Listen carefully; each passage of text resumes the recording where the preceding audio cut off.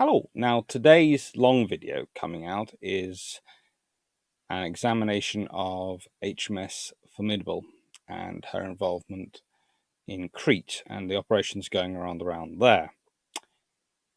And as such, well, that's a joint one with Jamie from Armoured Carriers. And so I wasn't sure what to do about the 2-minute videos that I was going to do today. And it hit me. There's another project that we're currently doing as part of the bilge pumps, which is using Battlestar Galactica Deadlock as the basis for something we're hoping to do, a sort of bilge pump special. So I've been playing the game like Jamie and Drac have been doing, and I thought I would give a little bit of an overview of some of the ships I've used and what I think they have that are relevant to both lessons from naval history and to current warship design. And this is my favorite. It's the Manticore Corvette. And every time I say that, I laugh because it's the most simple of the ships. But I like using them en masse, and I like using them so that I can sort of have a base of fire. I like that they have a fairly good missile system and they are fairly cheap and cheerful to build. They are a good all-round ship. In fact,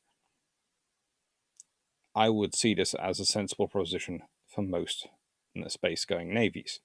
However, considering their size, I have to say I am surprised by their weapons mounting in that they're fore-aft guns. If I had been designing them, and I have this similar problem with the Adamant class frigates, I would have had top and bottom guns with 360-degree fires. It would make sense because actually, rather like close-in weapon systems, rather like all modern guns on warships and guns on warships forever, your arc of fires really matter. And if you can only fire fore and aft, then it doesn't matter how maneuverable you are. The trick for the enemy is to get to your side. And it doesn't matter how many missiles you carry or fighters. I have a feeling this is going to be longer than 2 minutes. It won't be a 2-minute one. I'll make it a whole video.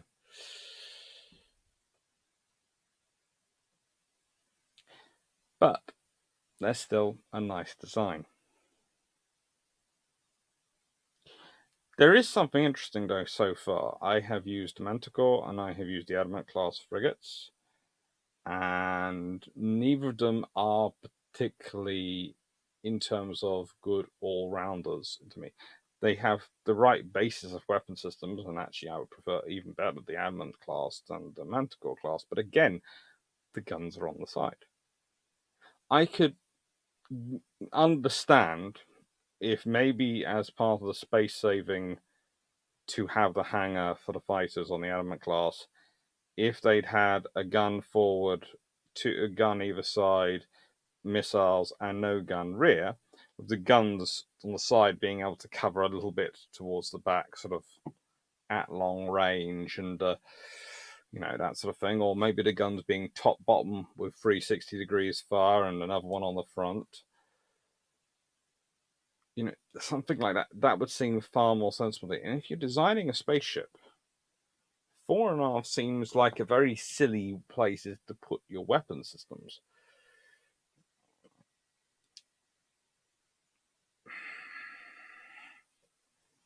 I can understand why they've done it from a game dynamics point of view, but from the perspective of a naval historian, it seems strange. Especially when you consider when guns were positioned fore and aft on ships. Let's consider the Tribal class destroyers. Classic example. Well, the aft guns and the forward guns are actually positioned so they have quite good degrees of fire going backwards, and most famously the battle class destroyers, the guns are placed so far forward of the bridge, literally to give them as clear arcs possible to fire aft. So it's unusual to have this sort of huge section of a ship uncovered by guns. Designers just don't do that. Naval officers, commanders wouldn't do that. And the other thing is they're using the same guns for both their close-in weapon system and their main attack system, and that seems strange. Okay, again, this is an advanced. We're supposedly dealing with an advanced race which has managed to create the Cylons. You'd think, yes, these designs are mostly being used for a while, but I think someone have gone, well, yeah, we've designed these absolutely excellent frigates and corvettes, and we've got a small problem, just a small problem.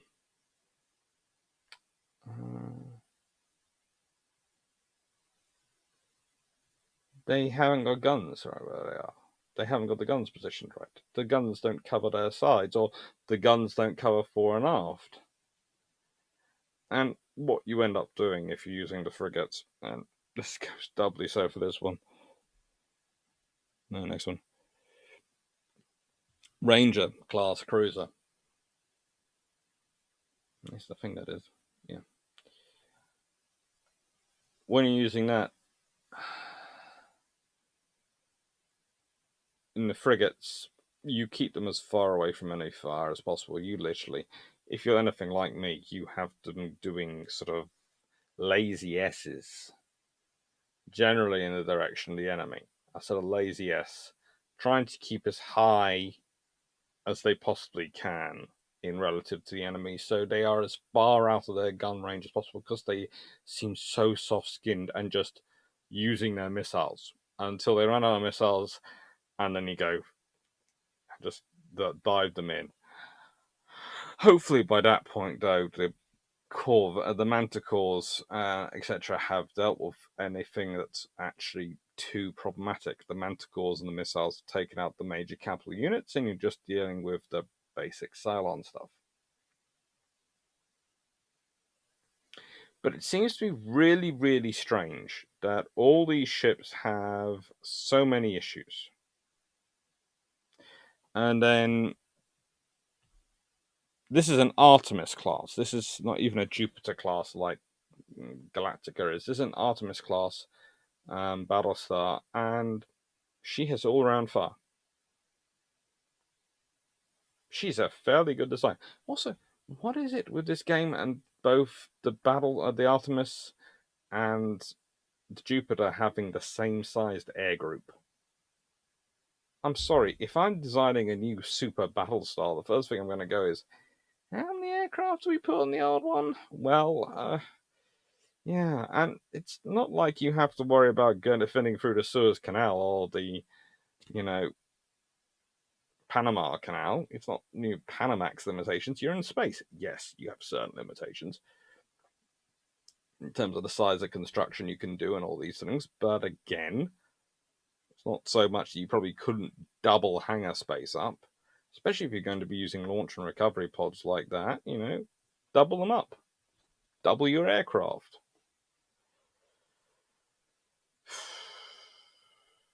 And I love the Flak though. Again, these ships are so well designed in terms of all-around fire, bringing fighters, bringing missiles. Although, again, the Ranger class, great, has double load of missiles. Love that. But again, it's a standoff ship. You're standing off and pummeling against the Cylons, and that's really not a good strong tactic. But getting in close is just not something you want to do in a Ranger. Trust me, when I first got one and it was a cruiser, I thought, ooh, good. This means it should actually, unlike the frigate, and it's got some guns. Oh, good. Unlike the frigate and the corvette. So yeah, this must mean it can do some melee action. No.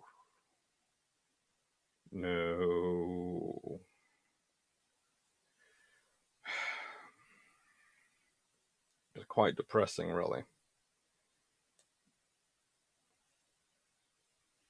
No, they have this great firepower, but they're standoff weapons. Sit there and go, And I can understand, because space battles in reality are probably a standoff. You're going to be dealing with things over such distances. It's like modern ship battles, sea battles. It's going to be we fired 30 minutes time. We'll hit their missiles. Will hit us, and then we'll see who survives. Before that, we'll probably ripple off some more missiles or something else as well if we find some Tiger's opportunity.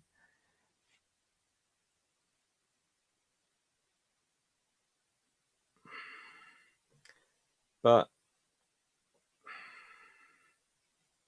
still, the you always have to remember there's the game dynamics, and the game dynamics means that actually the fighting takes place in quite a relatively confined area. Fighters are a major part of the metrics, which is why, again, I do not understand why these ships are not fitted with more guns. You know, in my world, I'd be going, right then, we're going to have the main cannons, top, bottom, to go around, and they can take out cavalry units. And, well, if I'm going to have fighters take up the rear, okay, I understand that, but I can have port, starboard, and forward, rather than left and right. They're ships, it's port and starboard. Port, starboard, and forward, close-in weapon systems, which are anti-fighter. Okay, yes, they get in my rear, I've got problems, but if they get in my rear, I'm deploying my own fighters if I'm on a frigate, and if I'm not a frigate, I'm a corvette, I'm fairly maneuverable. I can soon turn it so one of the guns can face them. And frankly, if they're really that much of a problem, then there's the top and bottom guns, which might be main battery, but turn around and blast in the general direction, kind of like an 8-inch anti-aircraft gun. It's just... And I do enjoy the Artemis, actually, I have to say. I find it interesting because I have used both the Artemis and the Jupiter. And I actually produced one battle group, which I probably shouldn't have, but which may have contained 4 Artemis and actually a couple of Manticores because I had space, so I thought, why the frick not? It's only 6 ships, they're still viable. And yeah, that was a force to be reckoned with. But the whole time I was doing it, I was sort of going,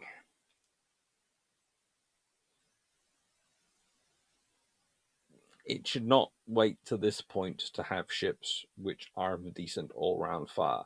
You would not, in your wildest dreams, go, you know what, the only ship which is going to have decent all-round fire capabilities and all-round ability to actually take on the enemy coming from any angle in space is going to be my primary capital unit. Because that just isn't sensible.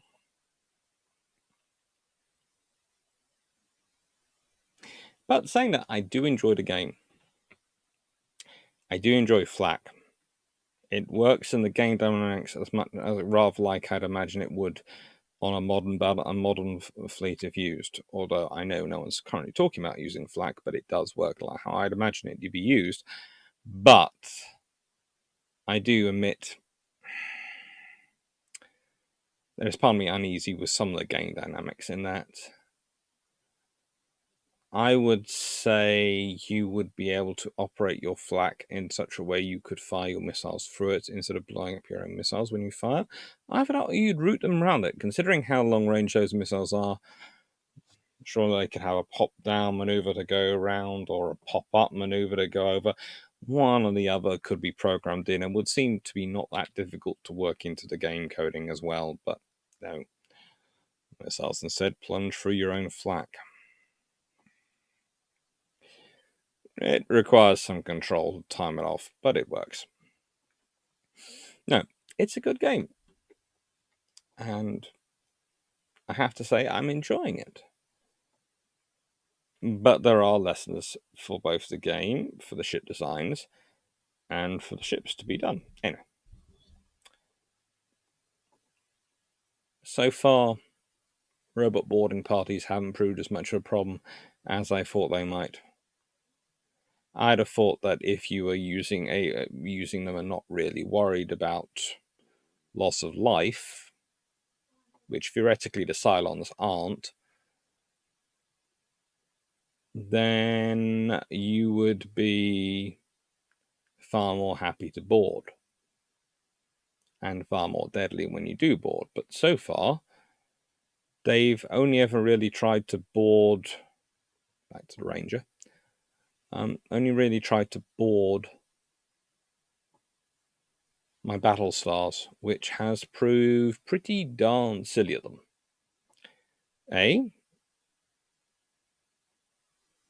I'm not stupid enough to not keep the Sunfighters in close cap. And if you have four Battlestars together, trust me, you can have. Well, I have to admit, usually I use them independently under my different individual control rather than assigned to defend, because I just find that annoying. And that means I can do a cap for my 4 Battlestars with 2 2 squadrons.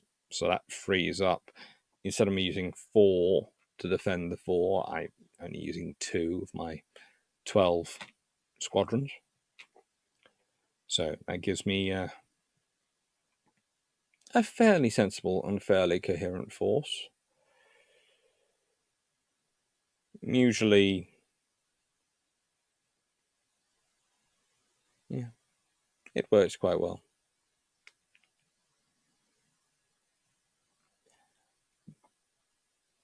But saying that, the cap again is another interesting thing, because the way you can use the fighters,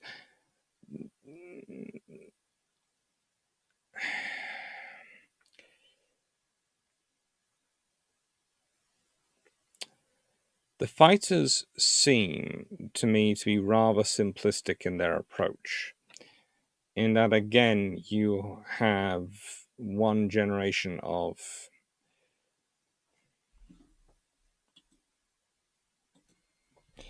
the Vipers. Well, the Vipers seem to have this sort of issue in this game, in that they are all or nothing weapon systems. They are either all conquering, and therefore they will come upon a ship and they'll manage to blast it away, or they're not. And really it depends on you having to watch them. Because sometimes they will exercise judgment, it seems, and will try for a flanking attack, or best of all, a rear attack, because it turns out the Cylons are just as bad as the colonies at their ship design and leave these gaps in their gun defenses.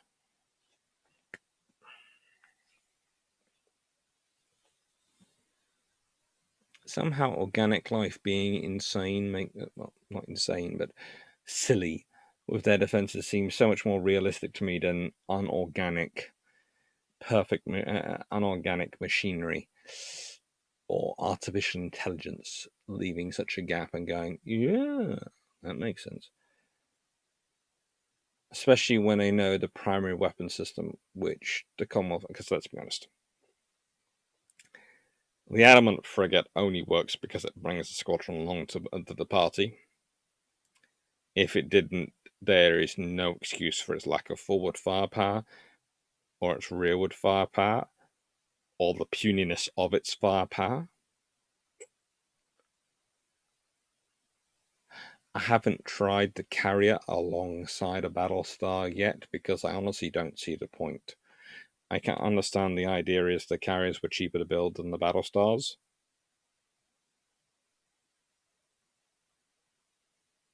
But at a certain point, if I'm going to use my limited space for one or the other, I'm going to use it for a Battlestar, because that's about the only all-round decent warship you have. And literally the only one which can get away with being anything less than great is the Manticore, because it's a Corvette. And even that one, I'm sitting there going, okay, you only want to fit 2 guns on her. That's fine. You want to be limited because it's a Corvette and you want to go this as small. Top and bottom.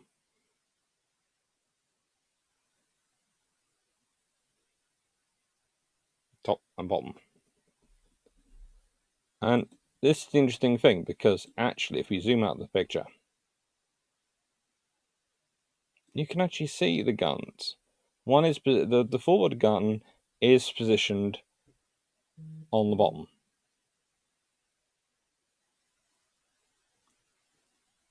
But it's positioned in such a way that it is blocked from firing aft. And yes, you've got missiles, and yes, you need to launch them from somewhere. And they appear from underneath the Manticore design.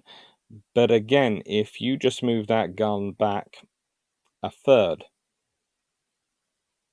to a third of the line of the hull, you would probably be still forward of where the missile bays are, with enough clearance, and you would be able to fire all the way around. And as for the aft gun, yeah, you could do something similar to that. It's just, and it make all the difference. It really would. Anyway, that's a little bit of fun. That's a naval historian's approach to Battlestar Galactica Deadlock and its ship designs in it. And I still do find it disturbing that the only decent all-around combat ship in terms of its fields of fire is the fricking Battlestar. Because as much as I love them, I really do, to get an all-round fighting force, you should not have to field a fleet of them. And maybe my view will change. I have so far logged a mere... I've had the game a couple of weeks and I've managed to log about 30 hours. So I'm still very much a newbie. So perhaps my views will change with time and I'll produce another release where I go, you know what, I was wrong. But so far, after 30 hours playing, just clarifying that, 30 hours playing.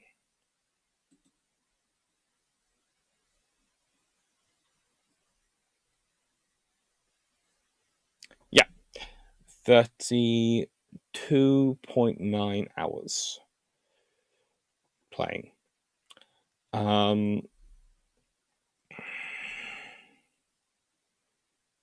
Love the Steam account. Yeah. Battlestars are lovely, but they shouldn't be the only ship with decent all-around fire. They really shouldn't be. Oh well. So, thank you. I hope you've enjoyed it. This is not the normal, by any stretch of the imagination, fare for this channel, but I thought it'd be a bit of fun as I was going through this anyway, and there is, as I said, a special coming out later, which has Jamie and me looking at HMS Formidable, and the even better, Jamie has done his editing magic on it, so it's got all sorts of videos and things pulled into it. Anyway, hope you enjoyed, and take care.